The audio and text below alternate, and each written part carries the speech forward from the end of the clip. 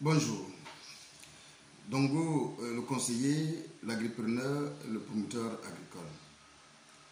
Alors, on va faire une petite causerie entre amis. Alors, sur nos différentes réalisations en ce qui concerne la culture que nous faisons sur notre parcelle, dans nos différentes exploitations en fait. Alors, aujourd'hui, je vais intituler Pourquoi faut-il respecter l'itinéraire technique? Pendant que nous sommes en train de réaliser notre projet agricole, pourquoi faut-il vraiment respecter l'itinéraire technique? Alors, beaucoup sont souvent surpris du résultat à un moment donné de leur réalisation. Ils sont surpris parfois de certains problèmes qu'ils rencontrent pendant la réalisation de leurs différents projets agricoles.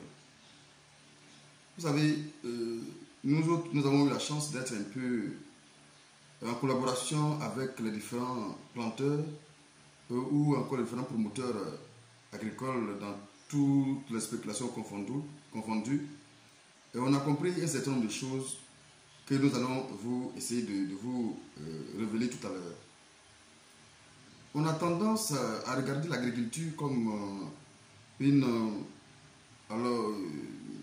activité qui ne respecte rien en fait, qui ne respecte pas grand chose. Il suffit tout simplement, selon notre entendement, de venir planter ou bien s'aimer disons un produit et on attend tout simplement le résultat. Alors, lorsque on essaie souvent d'interpeller nos différents promoteurs ou nos différents planteurs, alors ils ont tendance à nous dire les mêmes phrases. Écoutez, arrêtez de nous endormir ou bien de nous saouler avec vos sortes de techniques qui nous pointent à un point fini. Alors nos parents ont réalisé ça ici, on a vu, et tout ce que vous avez dit aujourd'hui, ils n'ont même pas tenu compte de tout cela, et on nous a nourris avec leur technique à eux.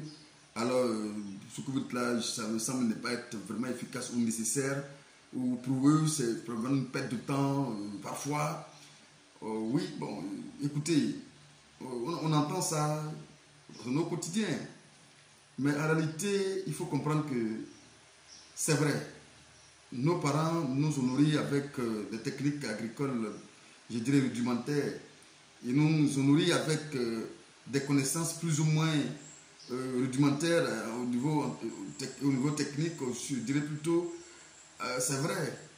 Je n'en disconviens pas que nos parents ne connaissent pas grand-chose, ne connaissent pas grand-chose dans l'agriculture,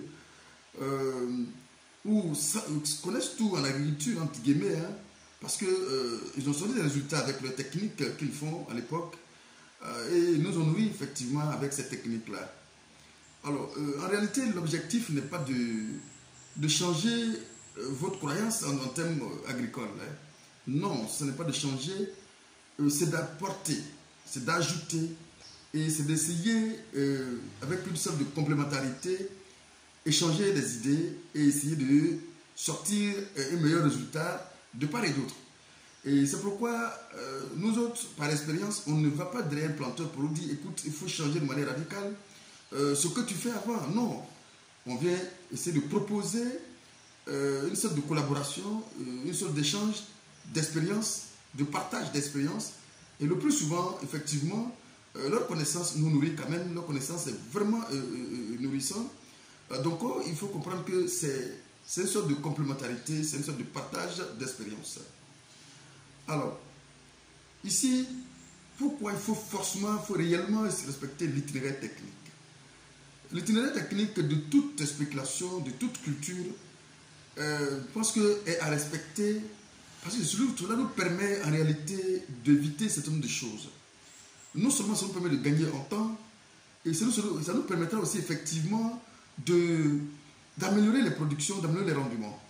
Et ça, ce sont des choses effectivement qui sont aussi prouvées, tout comme nos parents nous disent effectivement qu'ils ont fait leur culture sans tenir compte de tout cela, mais de l'autre côté aussi, et ce sont des techniques aussi essayées et prouvées, et c'est pourquoi nous essayons maintenant de vous dire, voici le schéma Voici une sorte de notice qu'il faut suivre pour permettre déjà d'avoir un grand rendement et surtout de gagner en temps, effectivement, et aussi de pouvoir effectivement agrandir un peu, je dirais, notre production.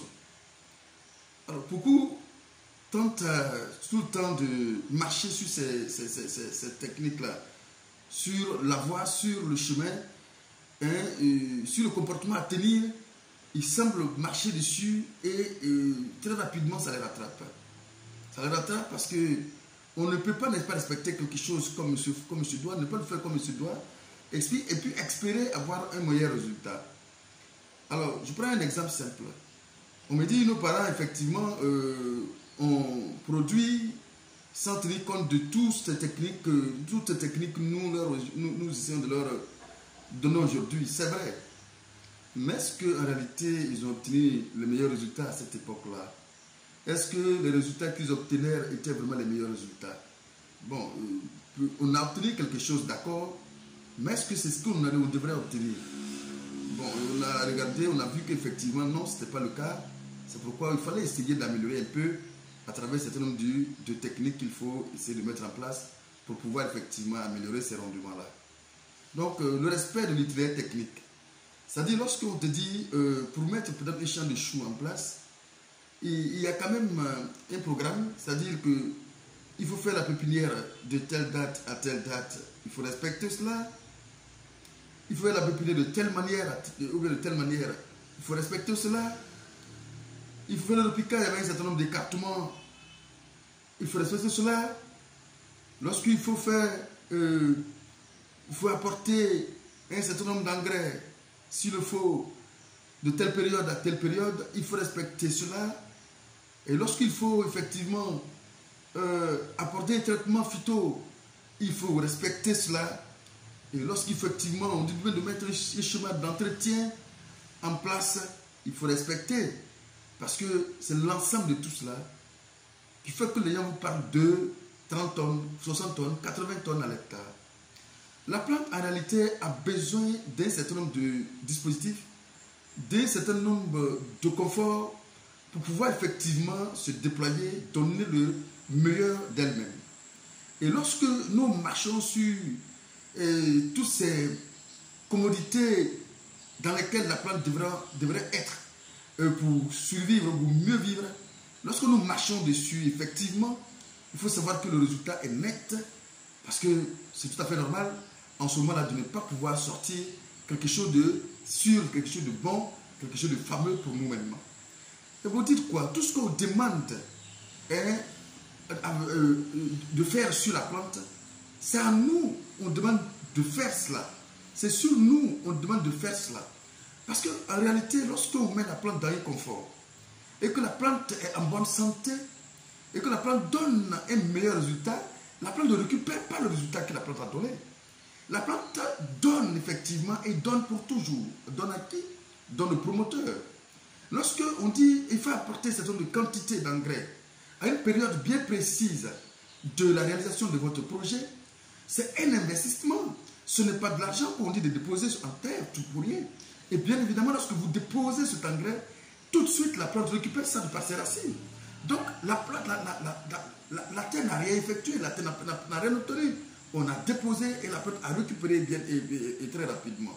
Et lorsque la plante récupère rapidement, la plante aussi redonne à celui qui l'a apporté. Donc, c'est une sorte de balle de ping-pong que nous jetons sur un mur. Et bien évidemment, on attend ça sur le mur et sur le visage. Si on ne prend garde, ce sont les yeux qui vont se casser. C'est comme ça qu'il faut voir la chose. Lorsqu'on vous dit de faire une chose en termes au niveau agricole, ce n'est pas juste pour faire plaisir à votre plante. Non, ça vous fait plaisir d'abord vous-même. Alors, si vous refusez de le faire, vous refusez vous-même de vous faire la même chose. C'est à vous. Le résultat revient. Ce n'est pas la plante en réalité. C'est très bon de pouvoir respecter tous ces détails-là, parce que ces détails-là comptent beaucoup pour que, effectivement, vous puissiez mobiliser le maximum possible de résultats et le maximum possible d'argent, bien sûr, parce que plus le résultat est bon, plus effectivement aussi on a des meilleurs revenus, de meilleurs retours d'investissement. Il est impérieux de ne pas marcher sur les étapes à suivre pour réaliser chaque culture. Ne regardez pas simplement parce que la plante semble en bonne santé dans le début pour ne pas respecter cela. Parce que lorsque vous pensez, vous regardez la plante qui semble vraiment en bonne santé dans les premiers temps, on se dit, bon, ce n'est pas nécessaire d'apporter de produits fongiques, il n'est pas nécessaire d'apporter des insectes, non, des insecticides, non. Écoutez, il est nécessaire de le faire parce qu'il faut savoir une chose. Dès l'instant que la plante sort de la terre, elle est confrontée à une sorte d'attaque, d'abord visible pour les insectes, rongeurs et autres, mais surtout de l'invisible. Et c'est cet invisible-là qui pose problème à un moment donné de notre parcours. Et lorsque les invisibles se déploient, je parle des maladies cryptogamiques ou on dirait fongiques, et lorsqu'ils se déploient, effectivement, il est difficile en ce moment-là de remonter la pente. Je vous l'ai dit, aujourd'hui, il est difficile d'avoir des produits curatifs. C'est pourquoi il faut prévenir et prévenir. Pour celui qui fait du bio, je suis d'accord avec vous, il n'y a pas de souci, je suis contre le produit, l'agriculture biologique. Là, on a besoin quand même d'un système qu'il faut mettre en place. On a besoin d'un comportement qu'il faut mettre en place pour essayer de mettre la plante dans le meilleur confort possible pour se déployer. Et alors, s'il y a un traitement à effectuer, il y a les fongifiges, il y a les insectifiges qu'il faut utiliser. Il faut les utiliser fréquemment pour mettre la plante toujours dans les meilleures conditions. Parce que les parasites qui se trouvent sur la feuille, au départ, est invisible. Excusez-moi. Est invisible. Du coup, on dit, oh, écoutez, la plante semble bien en bonne santé. D'accord. Mais attention, à un moment donné, quand les feuilles vont commencer à changer de couleur, en ce moment-là, on se rend compte qu'effectivement, notre plante n'était pas en bonne santé.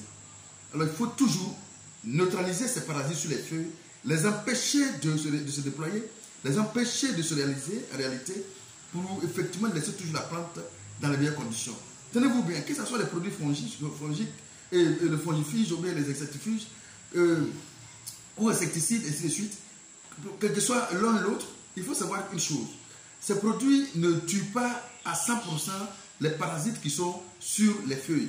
En fait, ils ont fait ça pour éviter que ces produits essaient de ravager tous ces parasites-là, parce qu'effectivement, ce sont des choses, ce sont des êtres aussi qui sont utiles pour nous-mêmes d'ailleurs.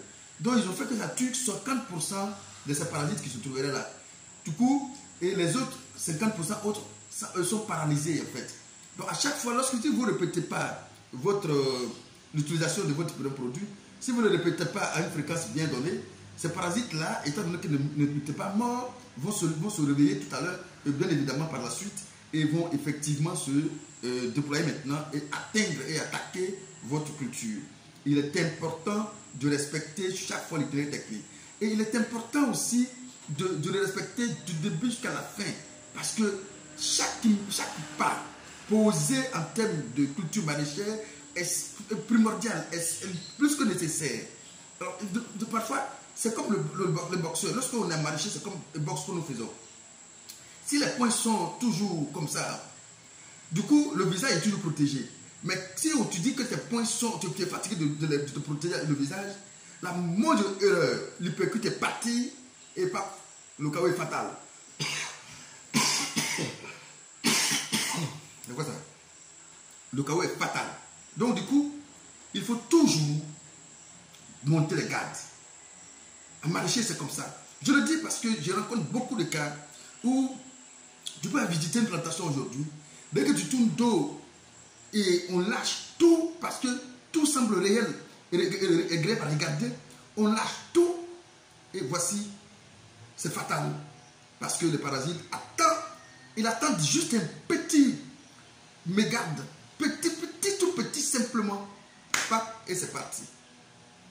Voici c'est récupérable et voici comment on perd souvent nos cultures. Et respecter l'itinéraire technique, c'est respecter votre investissement du début jusqu'à la fin. Ça, il faut que je vous le dise pour que vous compreniez. Sinon, il est difficile pour vous de sortir les meilleurs résultats. Comme on le dit, il est difficile de sortir les meilleurs résultats si vous ne respectez pas l'itinéraire technique. Ne tâtonnez pas. Ne faites pas des expériences sur votre culture. On dit voici qu'il faut faire la culture, faites-le. Faites-le comme ça. Ça s'arrête là. Et la suite vous sera donnée. Voilà, c'est très simple. Voici juste une petite causerie que je voulais partager avec vous. Alors, c'est très important parce que mon objectif ici aujourd'hui, c'est de vous permettre effectivement de réussir dans cette activité, de réussir dans cette filière et avoir toujours la force et le courage de continuer à nourrir notre différentes populations et ne pas attendre toujours que les autres le fassent à notre place. En Afrique, je pense qu'on a tout réellement pour pouvoir réussir nos différentes vies. Malheureusement, par méconnaissance de certaines choses, parfois on pense que tout se trouve ailleurs. Bon, rien n'est encore tard, on peut encore revenir à la terre est toujours là, la terre a tous les bras ouverts, en train de nous attendre. Nous autres, nous sommes là pour vous accompagner, nous sommes là pour vous aider, nous sommes là pour vous donner tout le nécessaire. Toute notre expérience qu'on a partagée, qu'on a pu mobiliser depuis tout ce temps, depuis plusieurs années de travail dans ce secteur-là, je pense qu'on va vous accompagner comme nous pouvons pour que vous puissiez atteindre vos objectifs très rapidement.